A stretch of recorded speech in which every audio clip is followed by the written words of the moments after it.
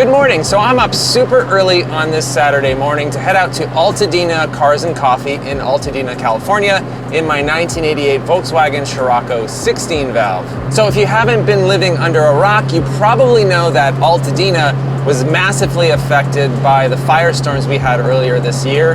Many lives were lost, pets were lost, thousands of homes lost, businesses lost, and something that I don't often think about, how many classic cars were lost.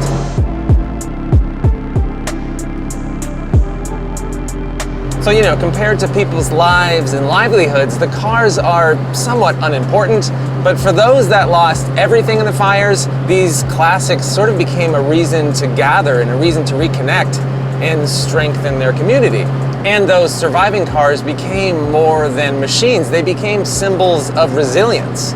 In the ashes of loss, those cars help spark some hope. And that sounds like a pretty damn good foundation for a Cars and Coffee event. So let's head out there and support some car lovers who've been through more than most.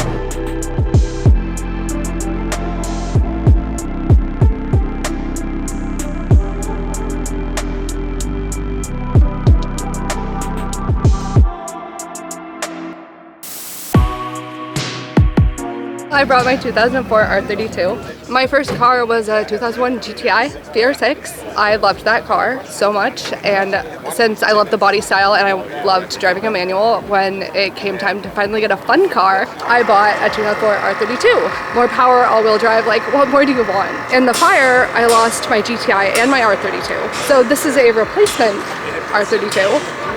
It popped up on Facebook Marketplace, right price, right history, and now I'm back in my R32. So, do you live in Altadena, correct? Yes, we lost our house. You lost your house. So you lost your house and you lost some other things too, right? Yeah, 2001 VR6 GTI. I lost my 2004 R32. Yeah. And then we lost half, 60% of my husband's Chevy 3200, but we're hoping to restore that. So then how does it make you feel driving this car now after the experience that you had losing one of these and now being able to buy another one? When it first happened, I didn't think I would be ready to buy another one. I was ready to wait a couple years, and I was on Facebook Marketplace looking for a record player, and this popped up. No pictures of the interior, no pictures of the engine, nothing. It was just like a bunch of rollers in Angeles Crest, and I looked at it and it was like, this is the car. And it was Southern California owned, which is something that I really wanted. It feels so good to be back. This car is pretty rare, correct? Yeah. There are only 5,000 made, but I have the rare cloth seats, and I didn't have those before. Ooh. So that's kind of fun. Yes. Because there's only 5,000, you don't see these very often. No. So. And there's one less because of the fire. Because of the fire. Yeah. But I'm so glad that you were able to find one. Was it the same color too? Yeah. Same color. That's same color. amazing. The only thing that swapped is now I have cloth inserts in the seats. Exactly. I'm so happy. It feels normal. It feels like things are back to normal. Yeah. There's hope. Yes.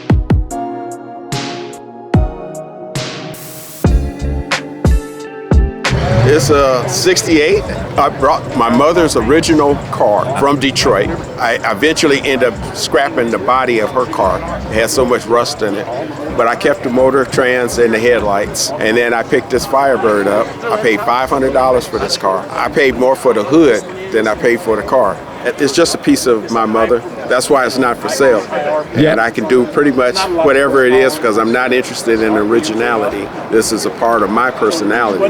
There's a lot of things that I changed in here. Put tilt steering wheel, changed the seats, and everybody say that's the wrong spoiler on the back of this car for this year. It's a 69 spoiler. I don't care. Yeah. It's the one I want. I actually have 2 deck lids. I can take it off. Sure. And still look close to original. Sure. So I changed the lights on the rear. I have LED sequential tail lights. Oh, cool. Which is a combination. I always wanted a 68 Cougar because of the lights. They always had these lights go. Yeah. I said, oh, that is so cool. But I found a company that make these, and I like to turn them on even at home, just to watch them. My wife would ask me, she said, what are you doing? I'm sitting here staring at the taillights. I tell everybody this, but nobody really want to believe it. I am not a car person. I only like 68 Firebirds. And only my 68 Firebirds. There you go. I like cars, but most of all, I like the people who own cars. Yeah. This is a different class of people. Everybody that you meet out here have a story. about Yep. what it is that they're doing. It's nice to meet them and hear their side of how much you do have in common with people that you don't know. And that's what these car shows and stuff do. You meet people and you find out how much you have in common with each other. Yep. You know, you share the same losses, the same feelings, the same emotions. You know, so it's really a good thing in a world that have so much bad to be able to come out here.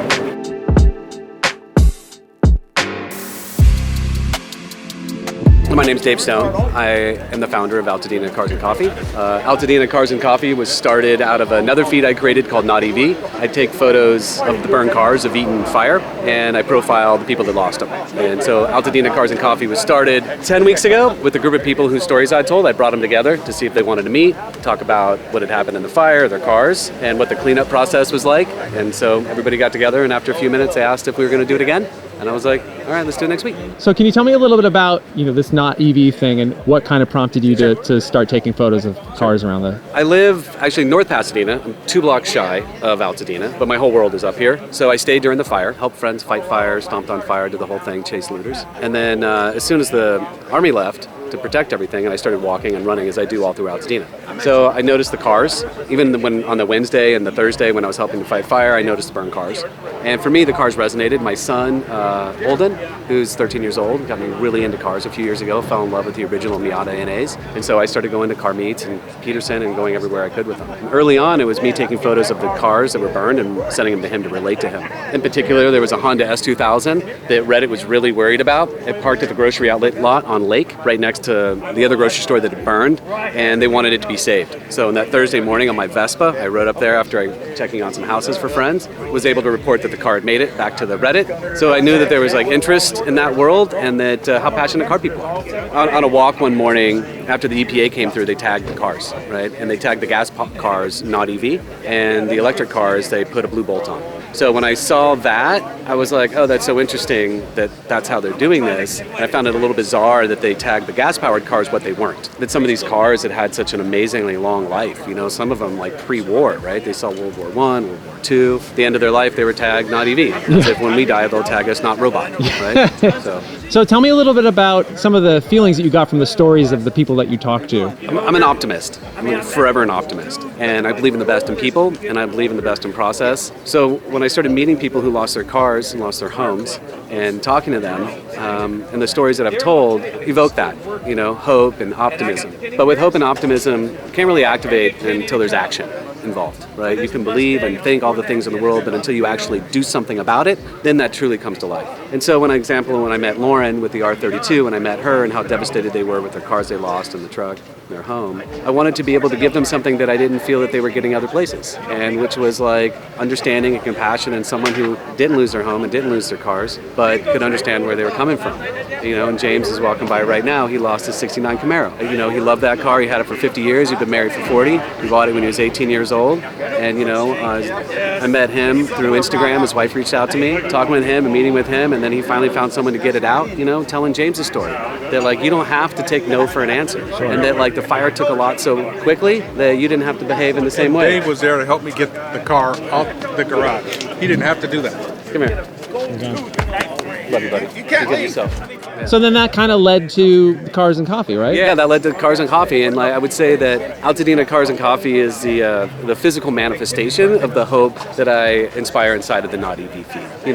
When you meet people here and you come here and you talk, and and some people, they're just here and they didn't know, right, about the not EV feed, or when they're here, they're going to meet somebody, right? Sure. They're going to be able to hear that story, and some folks are afraid to come up here because they don't want to be like looky-loos, and I understand that. But what happens when somebody comes up here, especially somebody with empathy and a really great camera lens and an audience, is that you can show people that the damage is still here, but there's still a lot of hope and optimism that's going to come out of this. It's going to help it rebuild, right? Yep. It's going to be a long process to be able to do this. Sure. And the more eyes that you have on this location and other places like this, here and in the Palisades and Malibu and, touch Pasadena, of course, the longer you can keep attention and eyeballs on that, the better it's going to be for those folks. And so Altadena Cars and Coffee is going to be that. At one point, the not EV feed, the cars are going to be gone, right? The lots are going to be cleared. But this this is what's going to live on for 30, 40, 50 years, you know, God willing. Tell me a little bit about what the reaction has been. I mean, obviously, it seems pretty obvious. Yeah, so it's pretty crazy. So it started with like 25 of us and a handful of cars, but to see this reaction is just bananas. And there's never been an Altadena Cars and Coffee before. There's never been like a big meetup for everybody. This really shows off like the diversity that's up here, like people, cars, everything. And people are stoked. And a few people have been saying like, this is going to get big, this is going to get big. Yeah. I didn't know what they meant, but today, like, I don't know, what do we have, like 60, 70 cars here today? Yeah. It's wild. And you see everything, you know what I mean? It's everybody's here. Sure, know? and it really does feel like it's helping the community come together and Yeah. helping rebuild and giving people hope. It brings a sense of normalcy to a Yeah. very abnormal time. And if you're a car person or not a car person, it's a place where you can come and hang out and meet your neighbors, right? And talk to them and catch up. So yeah, it's done a really good job of bringing people back together as the fire scattered them. But yeah, this is like an amazing, like you see people walking around super happy to see all this. And to find this type of joy and happiness after the fire, right? Or any place of destruction, it's hard to do, right? Something about us in Southern California and cars though.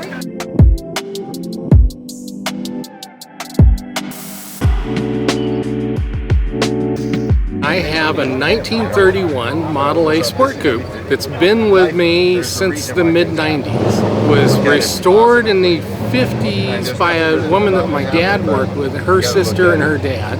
They restored the car and took it on trips. When they grew up and moved away, the car sat in their mom's garage for years. After her dad passed, she called us up and said, you guys need to come get your car out of mom's garage. Since the mid-90s, I've done a bit of a restoration on this. We've done the paint and the interior. Now it just gets to go out and enjoy itself. It did spend Tuesday night of January 7th in my driveway, and I live 3 blocks from where the fire started. Yeah. So we thought in the morning it was going to be gone along with the house, and we were fortunate that neither burned, and my neighborhood survived pretty well. It was an anxious evening of wondering if the Model A was still there, and I was always worried that an ember was going to get caught on this top and just slowly smolder away. Yeah.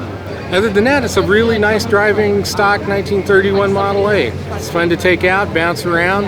When all the kids were younger, we used to throw them in the rumble seat and bounce them down the street and go over speed bumps and see how high they'd fly out of the car. What kind of sort of drew you to the Model A? I grew up in a world with brass era cars, which is pre-1916. In my world, when you talk about pre-war cars, I have to define which war we're talking about. Yes. Because our oldest car is 1909. It's just one of those things. It's, you know, we've got a bunch of Model Ts, a 1911 Cadillac, a 1909 Zedel. Model A's are just sort of a really they're actually kind of a modern car. They're fun to take out, pretty inexpensive to work on. They're not a horribly expensive car. You can buy a really nice one right now for $25,000. Sure, yeah. And they're simple to work on. If your Model A isn't running right, is 3 wires in the car. One of them's bad.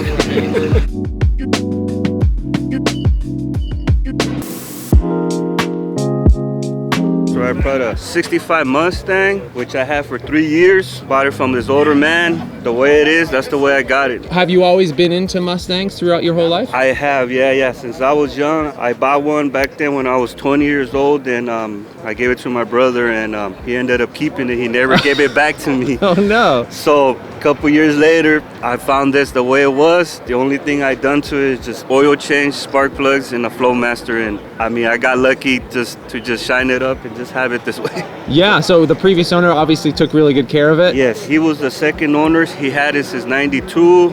Yeah, he just was leaving out of town, and I got lucky that I found it and got it for a really good price. That's amazing. It's 4 on the floor, 4 gear, you know. It takes off pretty nice when you roll down the street. So do you live in Altadena? I do, like 5 minutes away from right here from this place. Sure. So yeah. Okay, and how did the fires affect you? Luckily, it didn't affect as much. We got lucky that our house didn't burn, but Sure. They evacuated us, but I came back and I was on the roof with the water hose. So you had this car at the time? I turned it on once the police department said we had evacuated. That was the first thing at 4 in the morning I turned on, and I just took it down to my mother-in-law's, and I just came back and all my family left, and I was just there with the water hose, Sure. making sure that, you know, the house house wouldn't get burned if the fire was coming down. So are there any other friends and family that lost homes? Yeah, co-workers. Yeah. Actually, couple co-workers from Caltech, and I heard JPL, like 200 people lost their homes. Well, I'm super glad that you were able to save this from that and you didn't have to deal with that like a lot of other people did. Yeah, exactly. I heard a couple of these people, they lost their cars and even their homes and all this stuff. That's tough, yeah. So how does this car make you feel when you drive it? Just when you take it out and people around you see it, especially older people, even young people too, but just older people, they remember that was one of their first cars that they learned how to drive, or they remember when their parents bought, or maybe they inherit the car. Yeah. And a bunch of them always said, oh, I wish I had my car or kept the car, not knowing that one day these cars were going to be really special and cool to have, I guess. Yeah. Well, and that's the thing. I think what's nice about driving a car like this is it rekindles some of those memories for people. That's what I'm saying. Yeah. Thumbs up. They always want to ask me a little information or ask about it, which I'm always happy to talk about it or just tell them.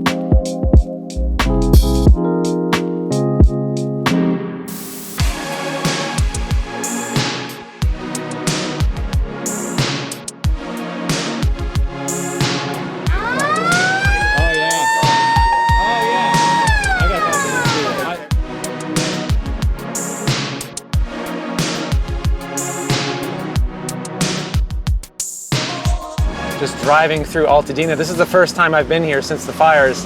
It is still just a wasteland. There's just so much destruction here. So I actually hadn't been up here since the fires because I didn't want to come here and sort of be like a looky-loo. You know, there's so much loss and destruction that happened here. Not that I wasn't welcome, but it just like, I didn't want to get in anybody's way, you know? I didn't want to feel like I was just gawking at everybody's tragedy. But it is important, I think, to document this and to let people see what actually happened and how many people were affected by this. And it's also just really stunning to see row after row after row of houses that are just gone. And then like here, somehow, this house survived. It's the only one on the block.